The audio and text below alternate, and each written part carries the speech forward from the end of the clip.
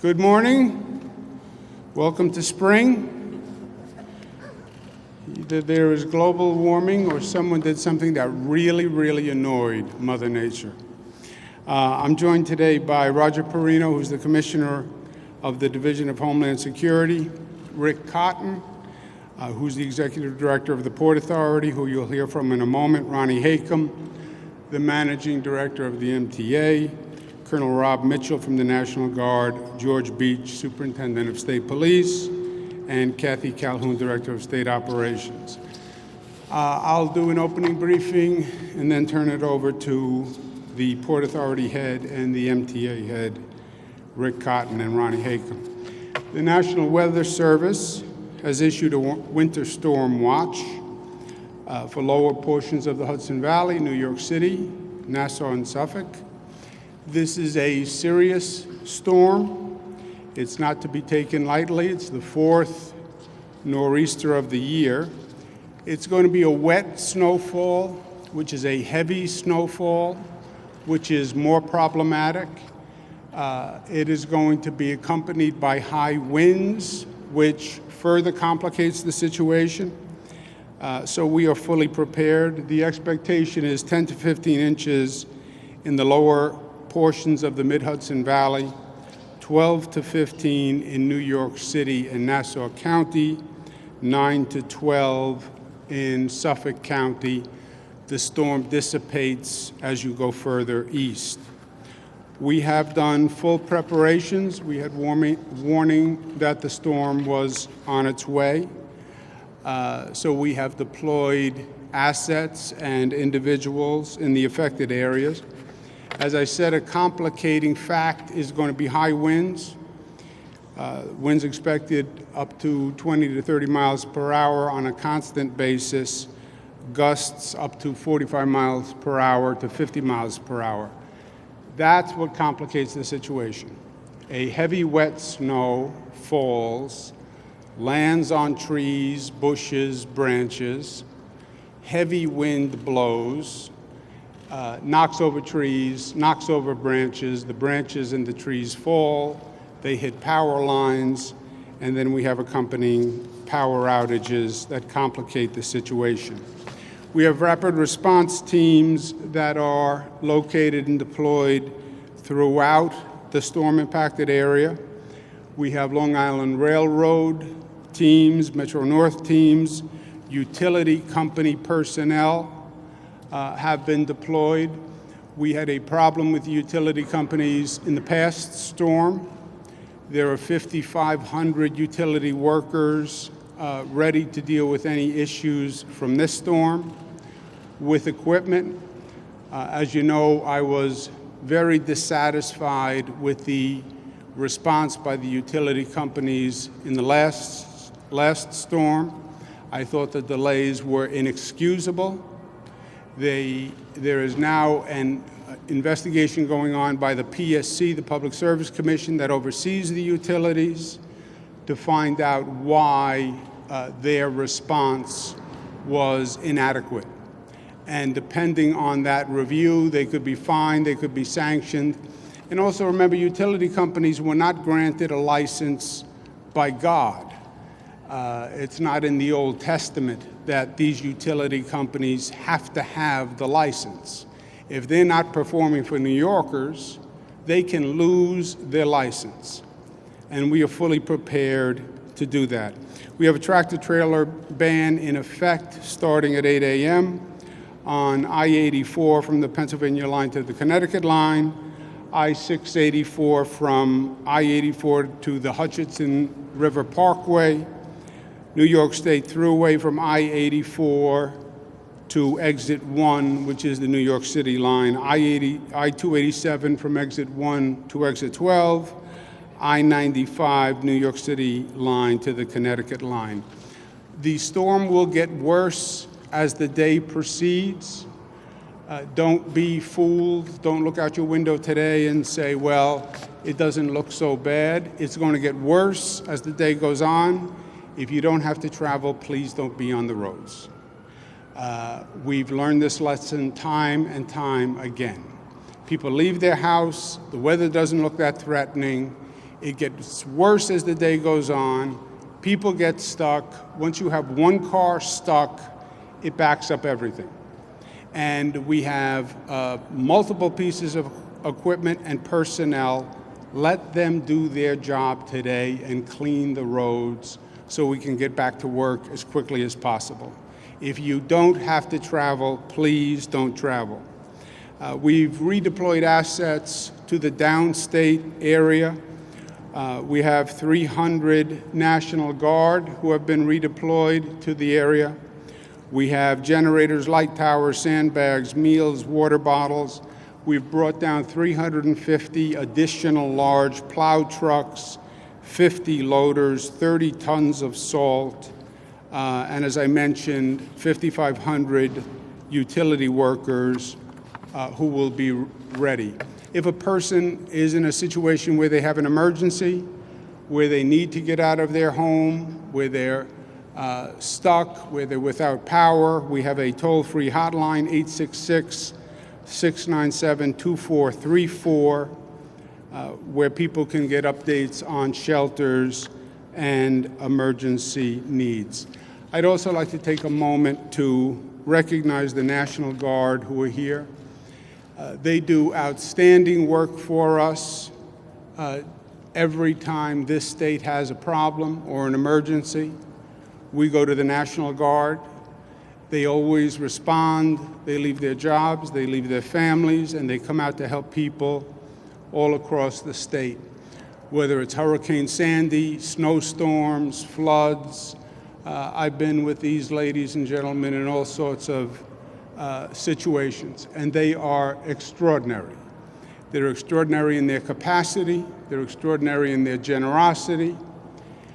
We tend to think of the National Guard day to day as responding in situations like today.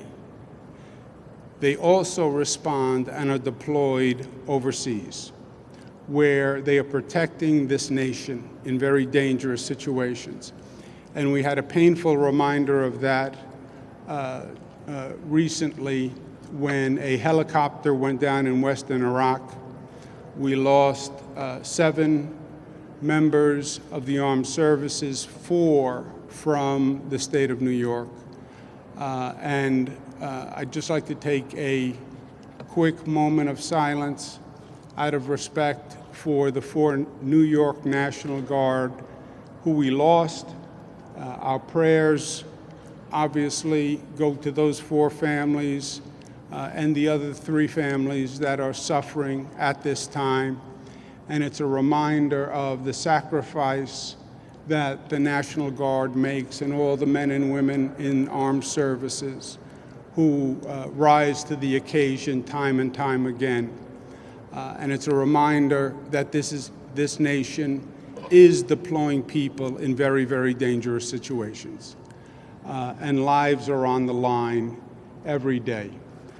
So please join me in a moment of silence for those fallen New Yorkers, and then I'll turn it over to Rick Cotton from the Port Authority. Thank you.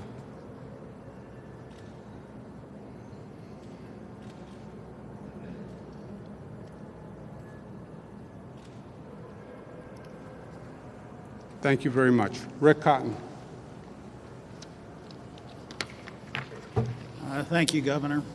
The Port Authority has been on high alert across the entire agency since this storm approached. We have activated our Emergency Operations Center, which oversees the emergency operations across the agency.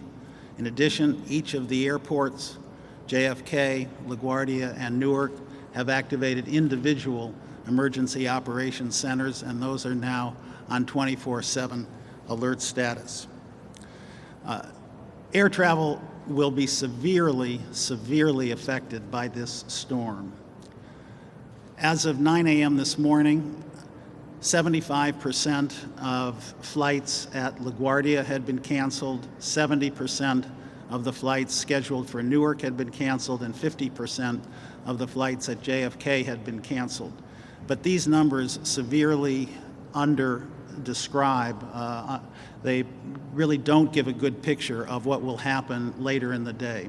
As the governor said, this storm is predicted to intensify, and also, as he said, it is not only wet, heavy snow, but it will be high winds with gusts that will go into the 30 and 40 mile an hour range. As a result, LaGuardia expects carriers to cancel all flights coming or leaving from LaGuardia.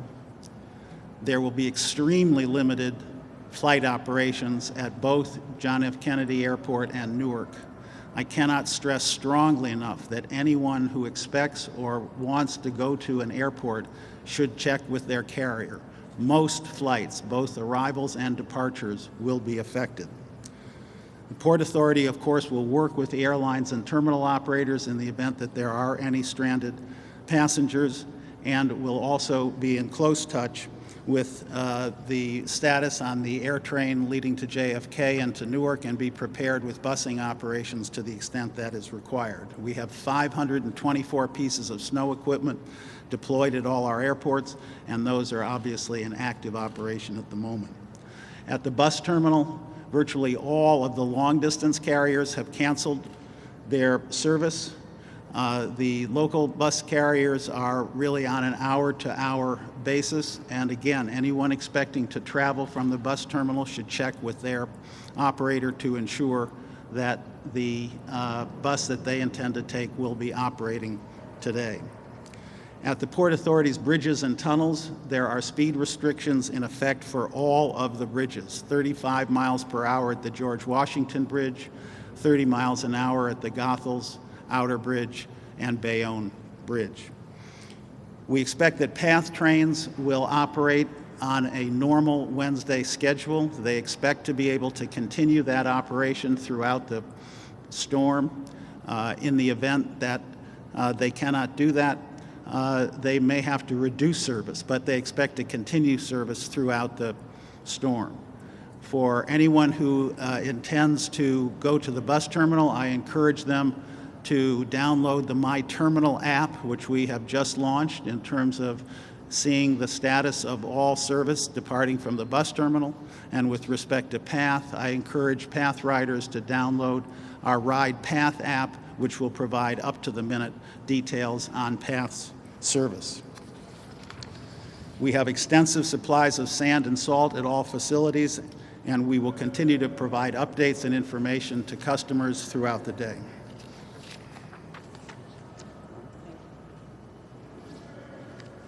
Thank you, Governor. Let me start off from the MTA with a little good news, which is that people are heeding the concerns of travel, and we are seeing extremely light ridership across our system this morning.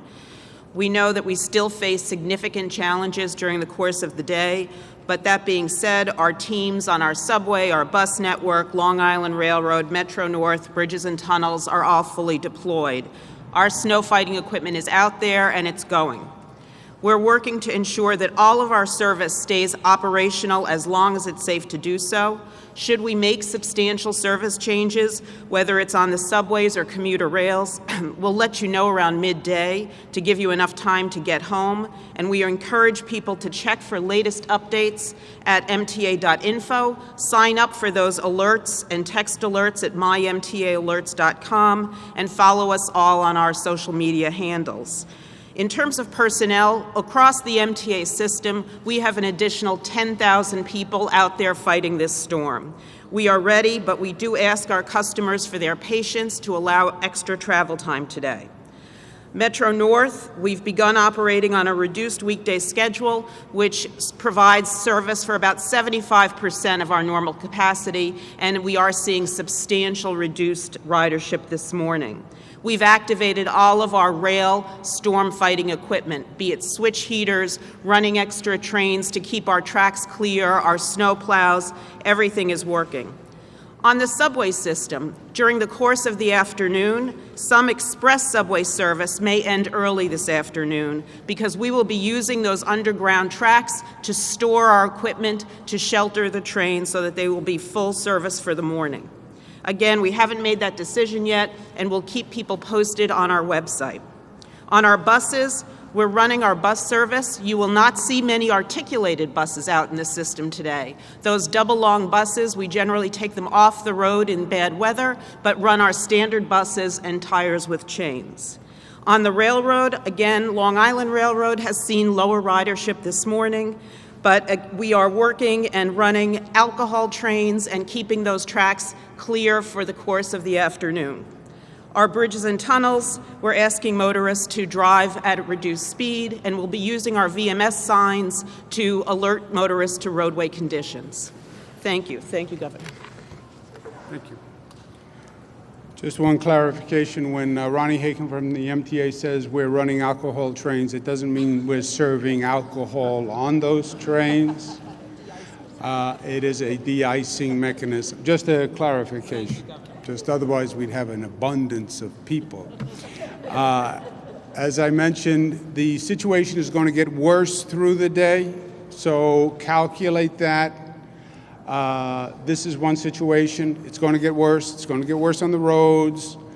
As you heard, there may be MTA cancellations, et cetera, during the course of the day. So if you don't have to travel, it's a good day to stay home and let people do their jobs. Our deployment is all throughout the area. We're talking about the New York City deployment here. We'll be on Long Island. We'll be in the Mid-Hudson Valley, and we're covering the entire region. Any questions for myself? Follow up on the alcohol trains. I saw some of you, your interest was piqued. Have you had assurances from utilities that they will have a better response, or they plan ahead for this storm a little bit better than they have for the last two?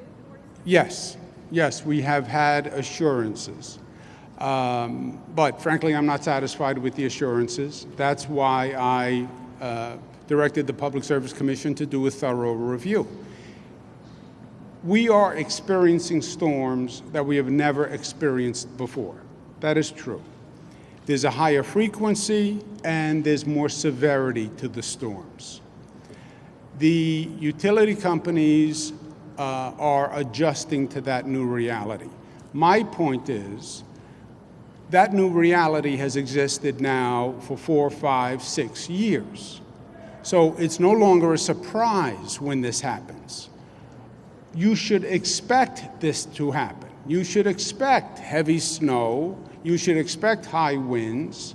You should expect more frequency. They talk about the new normal. This is the new normal. The state has adopted. We have a totally different emergency response than we used to.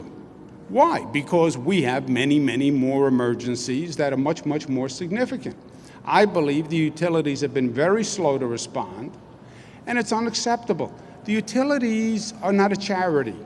We pay the utilities to provide power when the sun is shining and when the sun is not shining. And they have not, in my opinion, they have not adapted to the new reality.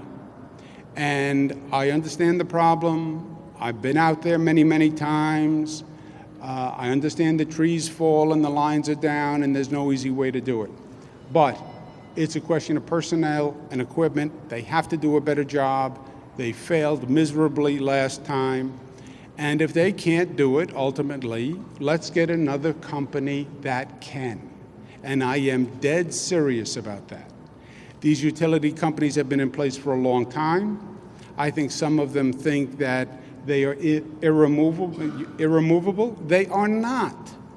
They are there because they are licensed by the people of the state of New York, and that license can be revoked.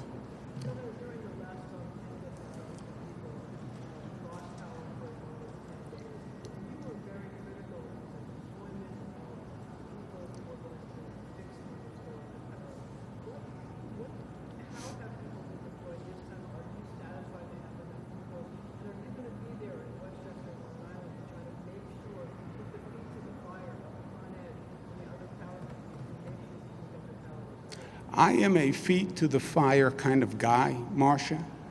As you know, I always have been. And I have been with utilities. Ordering the review, if the review shows what I believe it shows, I believe they're going to be penalized and they're going to be financial sanctions. I am also 100% serious, and I've expressed this publicly, that I think we should consider revoking the license from some of these utility companies. You know, they have been in place so long, and I yell, they get fined, but they continue their license and their franchise. You want to shake up the utilities in this state? Revoke a franchise and let them see that this is not a license to operate forever. We've been in contact with all of them before this storm.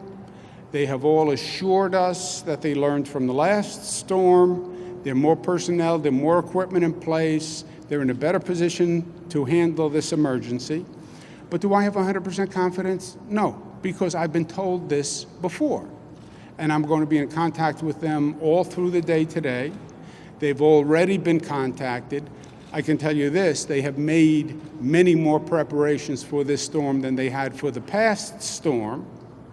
But I'm not going to say to the people of the state I have 100% confidence. No.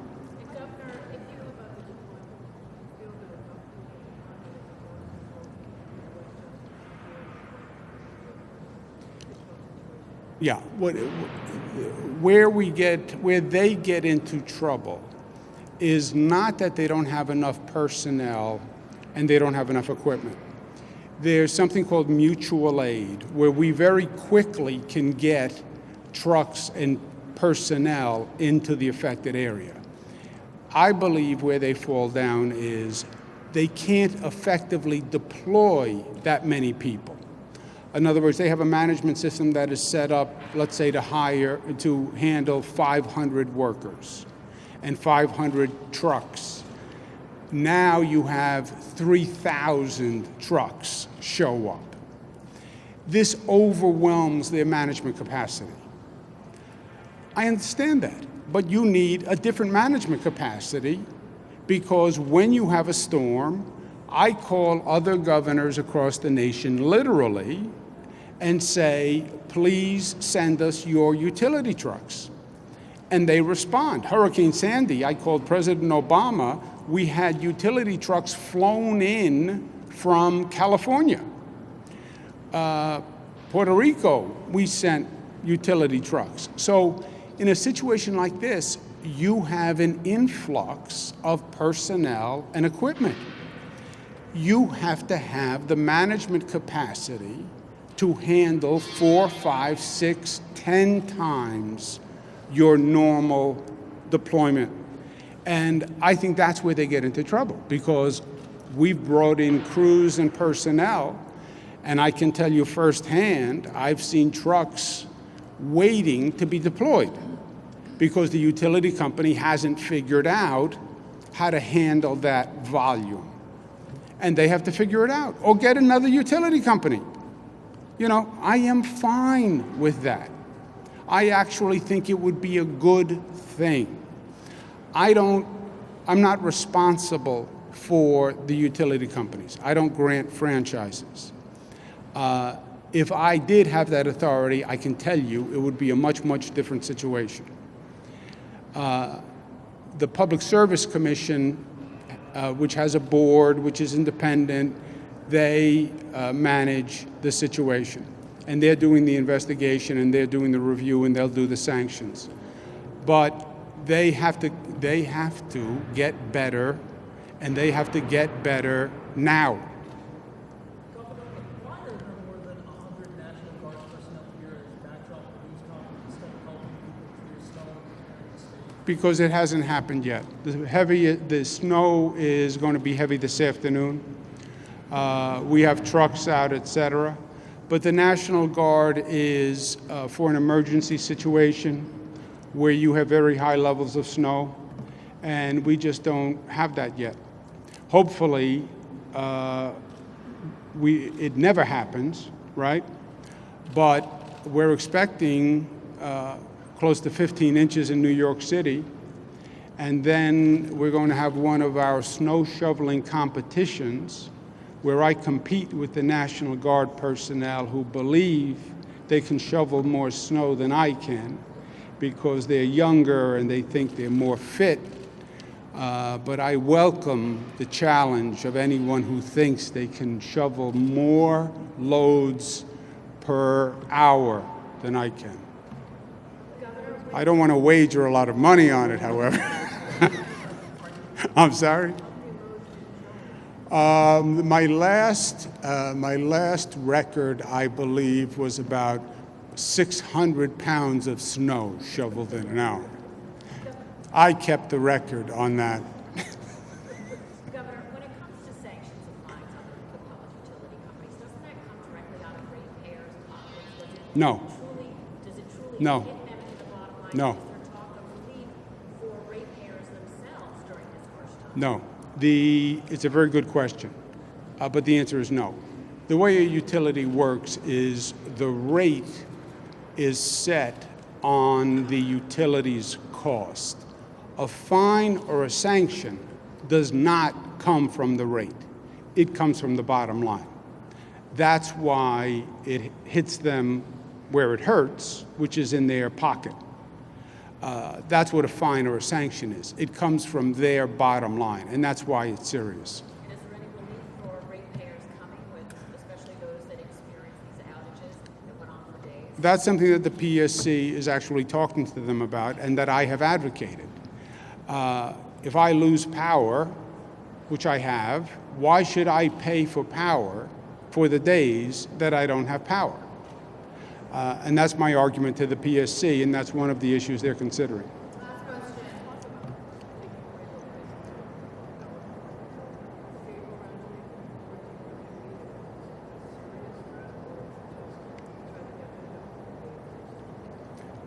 I am serious. I wasn't that serious about the snow shoveling competition with the National Guard, but here I am serious. They believe they have a franchise for life. They don't have a franchise for life. By the way, we've changed utility companies in the past. We have PSE&G on Long Island now. So we showed that there is no sacrosanct religious right, biblical right to have a franchise. We did it on Long Island. We can do it again.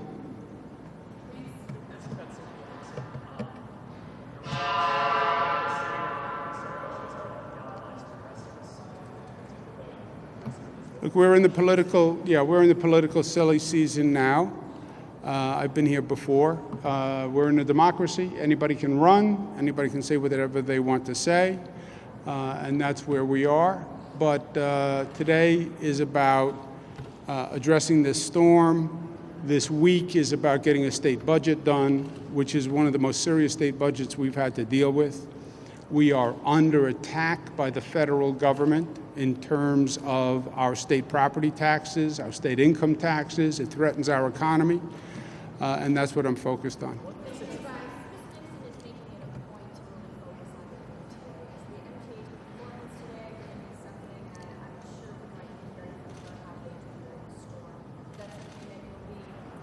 Yeah, the problem with the MTA is we have not, the collective we, have not funded the Emergency Subway Action Plan. We have a plan that everyone believes is a great plan that will make immediate repairs to the subway system. Why? Because the subway system has been neglected for decades and decades and decades. We have 80-year-old switches in the subway. We have 40-year-old subway cars. We then drench the entire system with Hurricane Sandy and salt water. Why haven't we made the repairs? Because nobody wants to pay for the repairs. If you don't pay for repairs, you know what happens? The car breaks down. And now it's an emergency. And we came up with an emergency subway action plan. Everyone praises the plan. It's an $800 million plan. The state said we'll fund our half. New York City's refused to fund their half. That means the plan has not been able to go forward as it should. In this budget, I'm saying to the state legislature, they have to resolve the issue of the city's lack of funding. It is a city-owned system. They have responsibility for the capital. It's the lifeblood of New York City. Enough is enough. We have to make the repairs. The repairs are contingent on funding. And that's how we got here in the first place. Learn the lesson. Why do you have an 80-year-old electric switch? Who has an 80-year-old electric switch anywhere? Nowhere. Because we didn't want to fund the repairs. Now we're paying the price. Let's learn the lesson, fund the repairs, and it has to happen in this budget. If we get the full funding, you will see the MTA Emergency Action Plan go into effect. You can't do it without the funding. Okay.